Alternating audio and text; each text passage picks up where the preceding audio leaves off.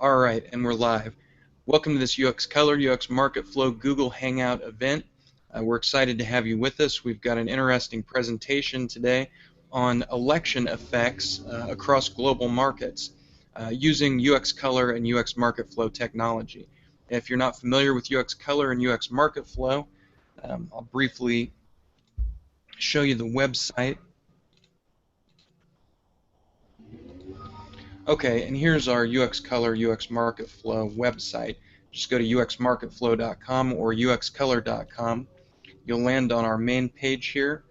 Go to the Knowledge Center and open this Introduction and Key Controls slideshow, and that'll get you underway very briefly in a handful of slides with an understanding of what UXColor technology is and exactly what you're seeing on the screen. Or you can look at some of our previous presentations in Google Hangouts that cover that as well. So without further ado, my name is Adam Kraft. I'm the Marketing Director for UXColor and UX Market Flow. With me today is Chuck Daner. He's the CEO and inventor of UXColor technology. He's going to put on the presentation for us today about election effects.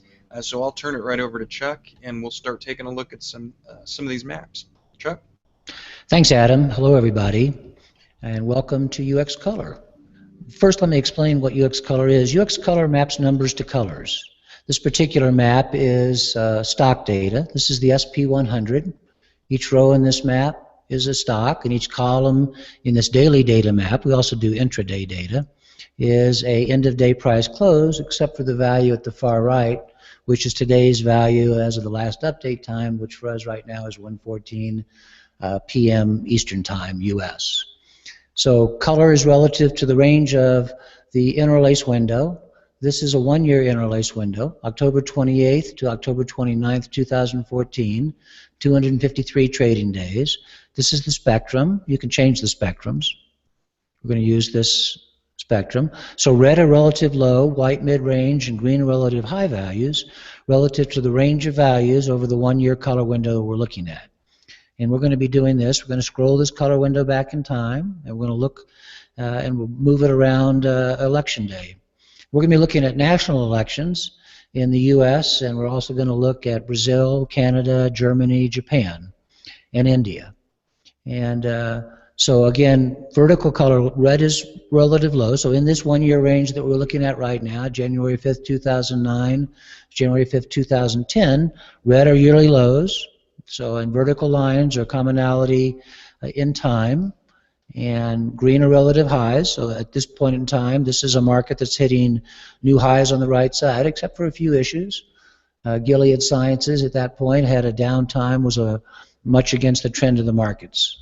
So let's go back now, and we're going to take this back, and we're going to go back, and we're going to look at the election of, we're going to go back, and so this is the UX Market Flow Pro product. And we have the UX Market Flow product that comes with a collection of finance data on asset types and nations around the world. So this is the UX Market Flow Pro product we're looking at. It has commodities and futures, currencies, money and treasuries. It covers 15 different nations. We're going to be looking at some of those. And it has intraday stocks, and we have a big penny stock map that has about 4,000 issues. Penny stocks from a 1 cent to $3, and we filter so they have an average trading volume of 100 shares per day, so they're somewhat liquid. So now we're back in time, and we're looking at the period January 3rd, 2000 to January 1st, 2002. So this is 100 rows. Again, each row is a stock. Now we're going to start scrolling forward. So we had an election in 2000. I just want to show you how this scrolls. But I'm going to go up, and we're going to look at the U.S. By-year election that happens. This band shows the historical data available. This shows where the interlace window is located. So we're going to scroll this up, and we're going to look at the 2002 election. So now we're at February 22nd, 2002 on the right-hand side. And if this is blue, I'm going to use my keyboard arrows, and we're going to scroll in, and we're going to watch November 2002 election and see if we see any election effects. So now George Bush has been elected. And we're scrolling into, well, let's go back, and while we're going by here, I'm sorry, let's look at the effects of the 9/11 crisis. So now we're going to go back to September 11th, I'm sorry, 2001. And we're going to watch the effects, and we're going to see the effects. So now we're at August 30th, 2004. I'm just hitting one point at a time. Market, what happened there is, right now, if you see here, it's September 7th. Step forward, September 10th. Next day, we have the 9/11 crisis. The market's closed for, I think, 3 or 4 days. So our next day is September 17th. And now we're seeing the market drop on the effect of the 9/11 crisis. And we see the red drop and the market continue to drop. But it very quickly hits a bottom. This is not a huge effect. And I think there was some rally around the flag mentality. And so if I want to understand how much this market declined, say from, I'm going to just set the color window to, I'm going to pick, let's just pick September 1st. And we're going to go out here to, now we've got September 4th, 2011 to December 26th, 2001. And so there you see the 9/11 effect, that red vertical band. If I want to know how much the market changed from before until after, I do this. I go out and I sort by span. And when I'm sorting by span, these are the sorts. These sorts vary for the different asset types. You can sort to a target pattern, or you can sort in percentage change at the right-hand side. You can sort by the change over the span of time. This is a 76-day span that I just choose. Industry and dividend yield and market cap. So I want to sort on the change over that span. And now if you see this issue list, let me bring this column over here. And so this is telling me that from that before the 9/11 crisis to December 26, 2001, Accenture actually was up 70.61%. So that effect was not very big, and it was very short-lived. And the U.S. markets quickly recovered and went on. So let's go back to the one-year window now, and we're going to step into, go back to 2002. So now I'm June 2002, October. Let's go back now, and we're going to step into this election. And we're going to see if we see an election effect. So we just had there was, I think this election was November 1st, 2nd, November 4th, probably November 5th. So we've had the national election.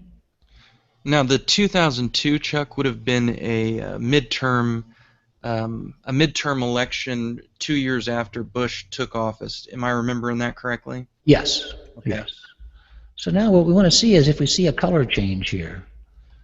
And we're really not seeing much of an effect. So one of the things about UXColor is what's the value? Well, the value in large part is building your knowledge base. Whether you're using medical healthcare data or retail data, point of sales, and trying to understand how your products react to different events. In this case, we're trying to understand how the market reacts to elections. Whether or not you're going to trade on that, you're building your knowledge base, and the larger your knowledge base, the larger your space inside of your own head, as you understand, the better you're going to trade in the long run. So, well, I guess there really is sort of a downturn there, isn't there? So this is January 22nd, we see the market turning down a little bit. Okay, so we see some evidence that that was now we'll go up to 2004. Now we're at January 27th. So this again is a midterm election, as Adam said. So here was the election. Now 2004, if memory serves, that would be George Bush being reelected in that highly contentious election with Al Gore. Was it that second one with Gore with the hanging chads, or was that in 2000? Refresh my memory. No, I think that was. I think you're right. 2004. No, was that John? Adam, you're the historian. I just copped out on that one. You're right. It was John Kerry. It was 2000. So 2004 would have been the re-election when he ran against John Kerry. Yes. So we definitely see an effect. We see a market. Again, this is the SP 100. So these are large cap stocks. So it looks like we get a prominent effect. And that was, again, there was a rally around the flag. You know, this now we've gone into Afghanistan, we've gone into Iraq, and there is a mentality that re-elect Bush and stay the course. We're in wars. And the more history you have, the more understanding context you can paint around these events. Now I'm going to go up to 2008, and we're going to see, well, there's 2006. Let's go ahead and roll into 2006, see if we see another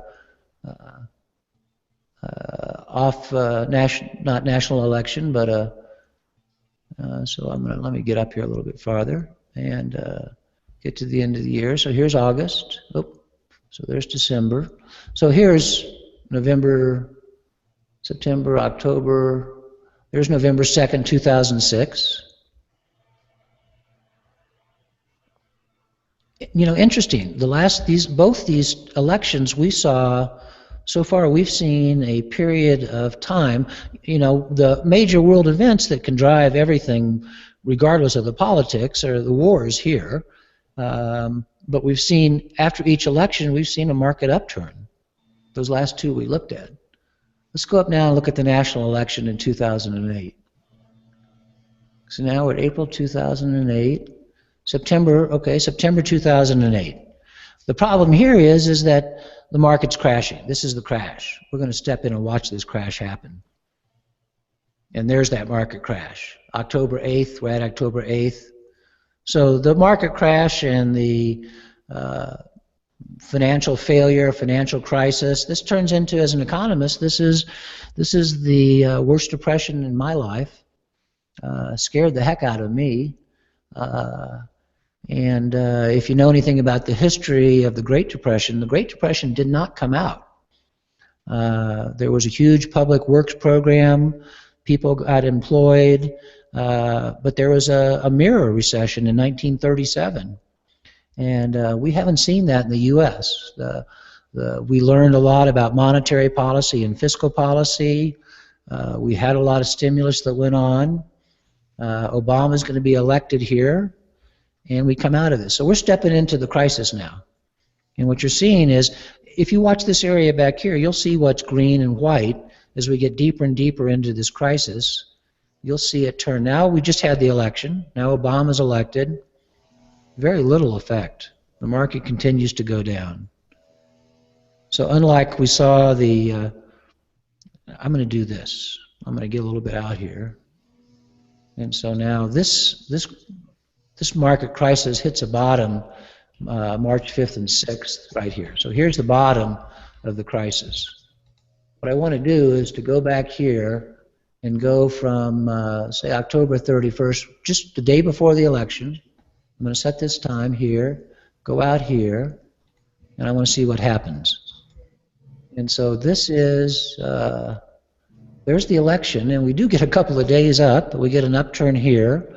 Here's that bottom of that. So this is a 97-day context. So this is red within the range of those 97-day values. And so I'm going to scroll that. I'm going to take that little window and scroll it forward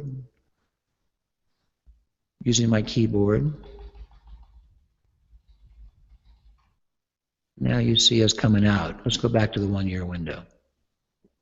So didn't see the type of, this is driven by the financial crisis, didn't see the effect that we saw in the previous, two off-year elections when we had a up market after the election. So at this point in time, I'm thinking that I might be buying stocks before this next election, because my evidence so far, if you're a probability theorist and you do Bayesian probability, it looks like 2/3 of the time and I'm not driven by some world event, I'm going to have an upswing after the market happens. Let's go up and see now Obama's second election, 2012, and we're going to go into the end of the year. Now I'm at September. Okay, so we're going in. Let's go back a little bit more. We had the market was down. This is the summer, September, October, August, September, October. We had a downturn during the summer of 2011. We're coming out of that. What we want to see is if we get a real boost at the election. We've seen off-year elections, we get a boost. Now we're going to see whether or not we're going to get an effect in this national election. There's the election. The election just happened. We're going to see an effect. We want to see some brighter green coming on the right.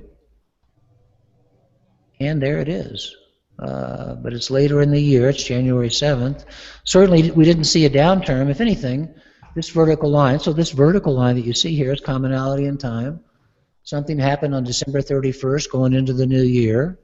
Obama's inaugurated for the second time, and we definitely see an effect on the market.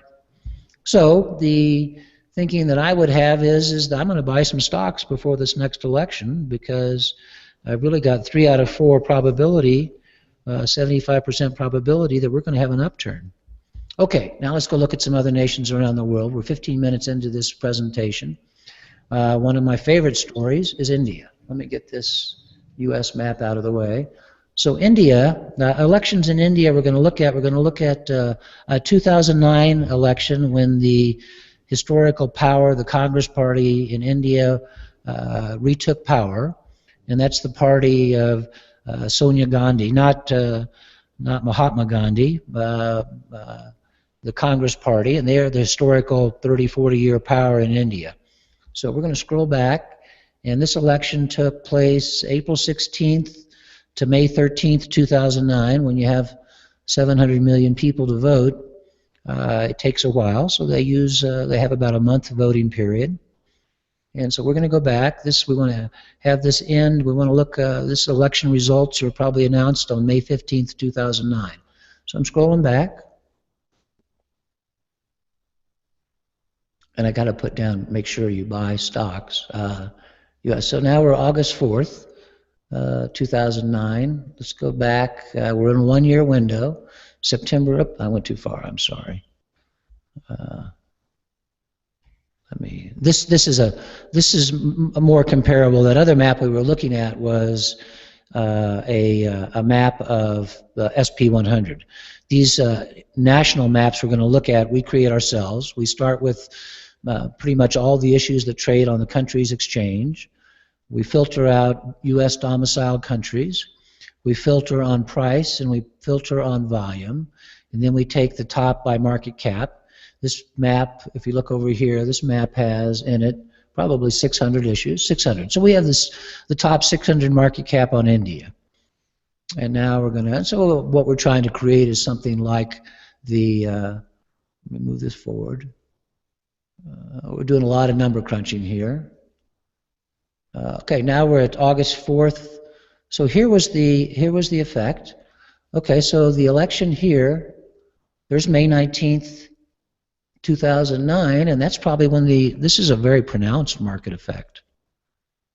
So again, now we see again that after an election, we see a market uptick.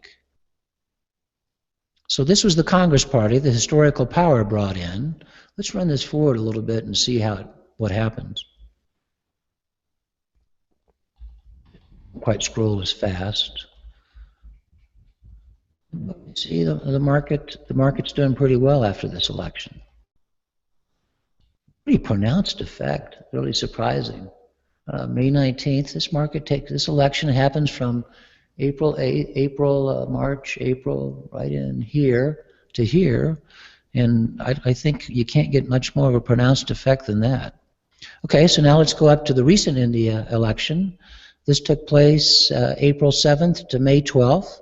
Largest election ever held in the world.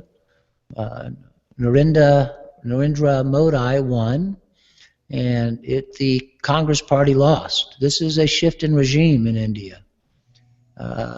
Modi came out, a man who was raised in from the lower caste in the India social class, was raised poor, came out, and his campaign pledges were to promote commerce and industry. The Commerce Department and the business departments and the businesses in India came out backing him, and he also said that he was going to create an India that was for all of its citizens. And so everybody backed him. So now we're going to head up. Now we're starting, this election is going to start on April 7th, February. And so the election takes place at different times apart, different parts of the country.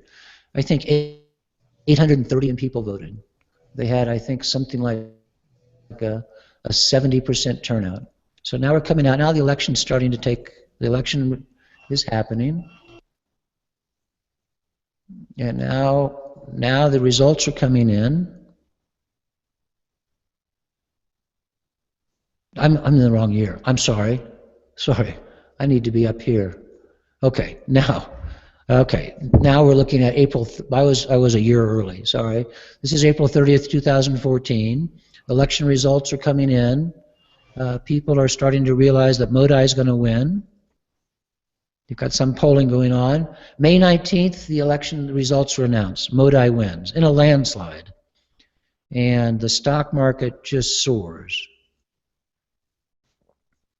And the stock market continues to go up. Another huge election effect for the positive.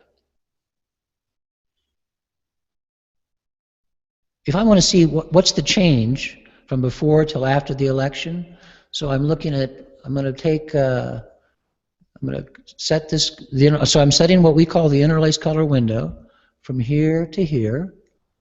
And now I've got that period, May, June, July, August. So now going in, here's the May 19th, must be right about here. That is May 19th. There's the results announced. I want to see the change in these stocks over this period of time. So I do this sort by the span change, and then I go out and look at this map. The column we want to see is this column. So this is 600. So there's stocks that are up 197%. A number of stocks, 33 stocks, 34 stocks, up over 100% over that 74 days. Let's go down into the middle of this. This is 600 stocks. I just want to get, in a sense, if I created an index out of this, the 300th is the middle, and so I would guess that an index, if I created it out of those 600 stocks, was up 30.909% over those 74 days.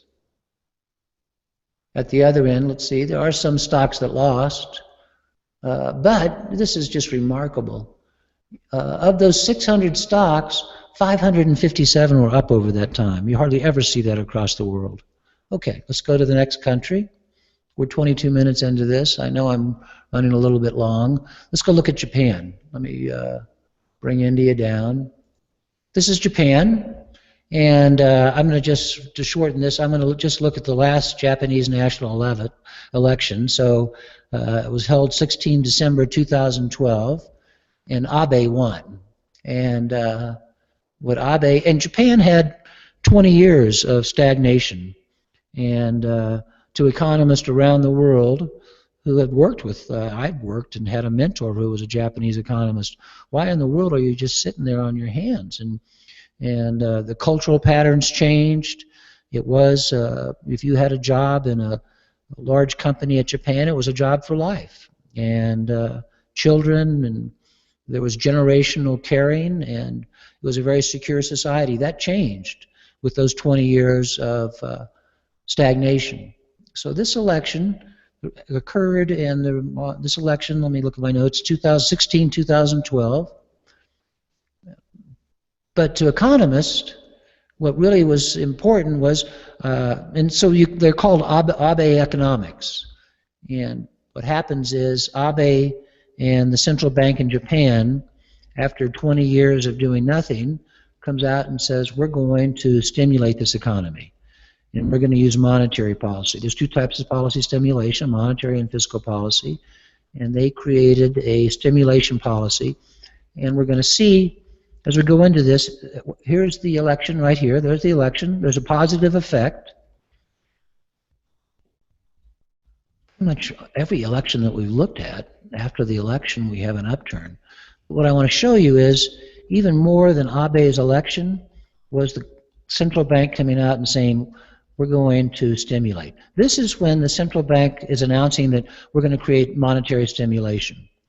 And that's what we're looking at here. This effect from here to here is the effect from just the announcement of monetary stimulation. I'm going to step forward, and what you see is, and there was thought, okay, we overshot a little bit. Now, however, that stimulation is coming in and taking effect. Now you're going to see one of the most remarkable things in economic policy in the last 40 years. And look at the pronounced effect on that stock market from that stimulation. And economic policy can have a huge effect on stock markets. Okay, I'm 25 minutes into it. Let's go look at Brazil. Let's go look at Germany. I'm going to have to stop a little bit short of where I wanted to get.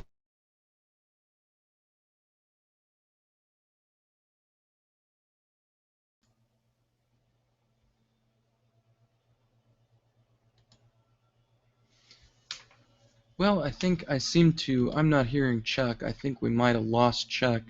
So we'll give Chuck a minute to get back with us here. And while we're doing that, what I've put on the screen here is a case study about the Indian election and the market effect in the Indian election. So this is a little bit more in-depth case study demonstrating a little bit about what Chuck was showing in the presentation. But I want to show you where to find this. This is in our case study library at UXColor. So when you go to the main web page, UXColor.com, if you choose the Knowledge Center tab, there are a great many resources available in the Knowledge Center to get you up to speed on UXColor technology and what it is that you're seeing and how to use it. The Complete Operators Guide would teach you everything you ever wanted to know about UXColor. It's very thorough. And all of the information is presented in a multimedia style format. So we have slideshows, we have videos, and we have text presentations. And then, of course, where I was at is the case studies. So you can go into the case studies here, which is what we've done. And this Indian case study, looking at the election effect on the Indian market, is one of our more recent case studies. So I still am not seeing Chuck rejoining us. Chuck is working with us from a remote location. Excited to have him here, even under the circumstances, but technology's been a bit of an issue working together on these Hangouts for the last couple of weeks as Chuck's been having to join us from a remote location. Went pretty well today. What I want to show you while we're in the area at UXColor.com is where to find information about future Hangouts. Right across the top here, we give you information about how to join us for future Hangouts. I also want to show you this UX Market Tracker. This is our scaled down browser-based version of UXColor. Adam? Okay, we've got Chuck back here. Did we lose this whole thing? No, for some reason, I lost your audio right as you were going into Germany. Okay. Well, you had the rest before that. Oh yeah, we've got everything prior to that. Okay. Was that interesting, or was that interesting? Oh well, we're still going. We're still going strong. So if you want to show Germany, you can go ahead and pull it up because we're still broadcasting. Okay. So here's the German election. I'm sorry. So this German election happened 22 September 2013. And I'm looking at December 27th, so the election results were announced August, September 22. Have you got your screen share up right now? Maybe I don't. I lost something. I don't know quite what happened. Let me get back and see if I've got my screen share. No. I'm sorry. Well, that's okay. I've been showing the okay. widget, so I'll turn it over to you now with Germany. So we had the screen share going for everything until Germany, right? Yep. Okay. So this is Germany. I'm sorry, folks, for the technical difficulties. And so this election in Germany happens 22 September 2013. And that's this right here, 22 September 2013. Before we get off, Adam, I'd like to go back and take a look at the U.S. market. No, we'll stop. We'll stop at the 30 minutes. And we see, again, across the German market, not the pronounced effect that we saw in the U.S. markets after their election or anything at all like we saw in Japan or India. So that's the last thing I want to show Adam. So I'm back to you now. All right. So wrapping up where I was at here, navigate to UXColor or UXMarketFlow.com. The UX Market Tracker is available there. Everything you need to know about how to use it right along this right-hand panel, and you can give a limited functionality browser-based version of UXColor a try right now there, which I encourage you to do. The only thing we might talk about is a little bit about UXColor Custom, Adam. Yeah, that's an excellent idea, and that's kind of what I wanted to wrap up with. We have the UX Market Flow product, which we've just been using to take a look at this election effect for this presentation today. I also want to make you aware of UXColor Custom, and to do that, I will go ahead and bring my screen back up very briefly. And I'll talk a little bit about it while you're bringing your screen up. Okay. UXColor Custom, we can link any data. The more data you have, the more value UXColor can add. And our job and our goal and our mission is to help you get value out of your data. If you have data in warehouses and you have big data, we can make that data come alive. And we can work with you no matter what your data is. We're working with a retailer right now and looking at point of sale data, consumer demographics, and consumer buying patterns. A lot of companies keep buying histories of their loyalty card users or people who use their credit cards. And if it has retail data, point of sale data, we were looking at 253-day windows onto stock price data that could just as easily be point of sale scanner data, and we could be looking at daily sales. So it's easy to set up. Again, UXColor doesn't require any special resources. If you were going to bring UXColor proprietary data, and all of our systems are secure, and we're not required, and we don't need to store your data on our servers. We work with you or your IT staff. UXColor can pick up data, anything from a spreadsheet to a CSV flat file. We commonly work with databases with hundreds of millions of rows, whether it's SQL or another format that you're storing in. We can get that data into UXColor maps. It can update daily. We can update intraday. The UX Market Flow has intraday maps that update at 30-second intervals. Okay, Adam, back to you. Thanks. All right. I think that just about covers it. I appreciate the presentation today, Chuck. I appreciate everybody that's joined us live or is watching the rebroadcast later on YouTube. And I would just encourage you, strike while the iron is hot. This is a great time and opportunity to partner with UXColor to glean more insight from your data, and come over and see how UXColor is making trends and patterns clear. All right, you all done, Chuck? I am. Thank you all. Take care.